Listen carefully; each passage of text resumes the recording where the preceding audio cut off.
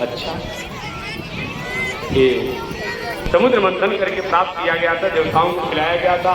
कुछ बचा हुआ अमृत जो है इस स्वर्ग में रखा हुआ है। कभी किसी को सुनाया जाता है, दिखाया जाता है, एक दो गुण पिला भी दिया जाता है, हो सकता है पढ़ने। तो महाराज यहाँ कैसे लेकर आ गए? हमने तो आपको बुलाया नहीं, आपसे मंगा नहीं। देवताओं ने क्या हमने सुना कि राजा परीक्षित को सांप लगा है, तेरी को अगर ये अमृत पिला दिया जाएगा तो तक्षक नाक काटेगा, हो जाएगा। मृत्यु नहीं होगी। इसके बदला में महाराज, इसके बदला में चाहते हैं कथा सुखदेव जी ने कहा देवताओं ये आपकी बुद्धि बहुत खोज है, ये अमृत से भागवत की तुलना करते हैं। अमृत को पी करके हम जीवी हो सकते हैं, अमृत को पान करके हम जीवी हो सकते हैं, लेकिन भागवत को सुनकर हम अपना अमृत को प्राप्त कर सकते हैं। ऐसा नहीं हो, आप सुनिए, लेकिन बदला की जहाँ बात करते हैं, कहाँ कोई शीशा हो, कहीं हीरा हो, लोगों का बदला भी होगा। शीशा का शीशा होता है, हीरा का हीरा होता है, ऐसा नहीं होगा।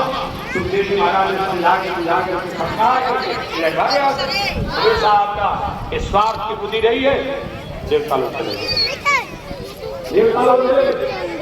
मैं निवेदन करना चाहता हूँ, हम आपको सुलभम सुलभम, इस मानव शरीर को हमने प्राप्त किया है सुलभता से, सहजता से, ये देवताओं के लिए भी दुर्लभ है। और कुछ भाषा में कहूँ तो देवता विमोचन में हम मनुष्य हम मनुष्य शरीर से मर्यादा से रह करके, सत्कर्म से रह करके, सदाचार से रह करके अपने जीवन को कृत कर सकते हैं, उद्धार कर सकते हैं।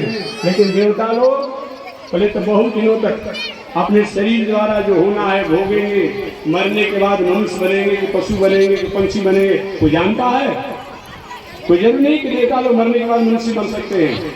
तो इस मानव शरीर को हमने सुलभता से प्राप्त किया है, ये देवताओं के लिए भी दुर्लभ है।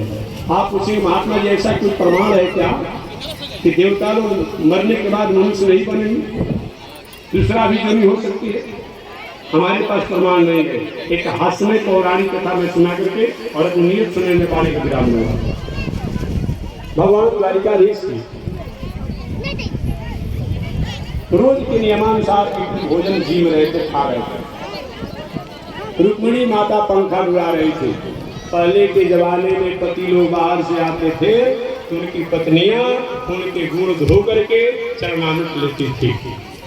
अब आज के जमाने में आज पत्नियां लेती है कि नहीं लेती है तो आप समझेंगे। ऐसा होता होगा, आप कहेंगे बाहर से आ रहा हूँ मेरा चरण धो, लेकिन आप भी हमारा चरण धोइए ना और आप भी चरणामृत ले लीजिए। ऐसा नहीं हो, पहले होता था, पहले होता था।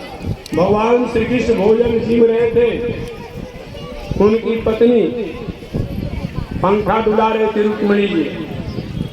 भगवान भोजन करते करते हंसने लगे। रुक्मिणी मैया ने कहा प्रभु भोजन के समय हंस रहे हैं, ये तो कोई औचित्य नहीं है, आप क्यों हंसे? भगवान के देवी जब तुम्हारा इतना अनुशासन चलेगा तो मेरे वाणी पर, मेरे हंसी पर भी अनुशासन करोगे? अरे मेरी वाणी है, मेरा मुख है, मैंने हंस दिया तो हंस दिया, ये पूछने की क्या बात है?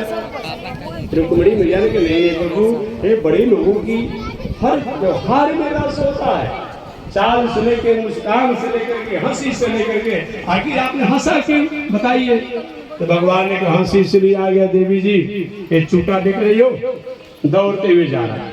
रुक्मिणी मैया ने कहा चूटा को दौड़ना भागना क्या में लगा रहता है, इस हंसने की क्या बात है? कि देवी ऐसे चूटा नहीं दौड़ रहा है, ये सुगंधित गुड़ की तरफ दौड़ रहा है। रुक्मिणी मैया ने कहा कि चूटा हो, चूटी हो, माछी हो, ये तो सुगंधित मिठा की तरफ दौड़ते ही रहते हैं, हंसने की बात क्या है? देवी ऐसी ऐसी नहीं चूटा है, ये 21 बार स्वर्ग की गद्दी पर बैठ चुका है। क्या चीज? 21 बार स्वर्ग की गद्दी पर बैठ चुका है। कर्म की ऐसी गति है कि आज 21 बार स्वर्ग की गद्दी पर बैठने वाला है चूटा, मर करके आज चूटा बना हुआ है और सुगंधित गुड़ के लिए तरस रहा है और दौड़ रहा है। इसके कर्म की गति को देख करके हमको हंसी आ गया। इस घटना से मालूम पड़ता है कि देवता लोग डिमोशन में, हम मनुष्य प्रमोशन में हैं। हम मनुष्य हैं, पूजा पाठ सदाचार से रहेंगे, इस शरीर के बाद हमारा उद्धार हो जाएगा। देवता लोग दीर्घजीवी है, बहुत दिनों तक जिएंगे, बाद में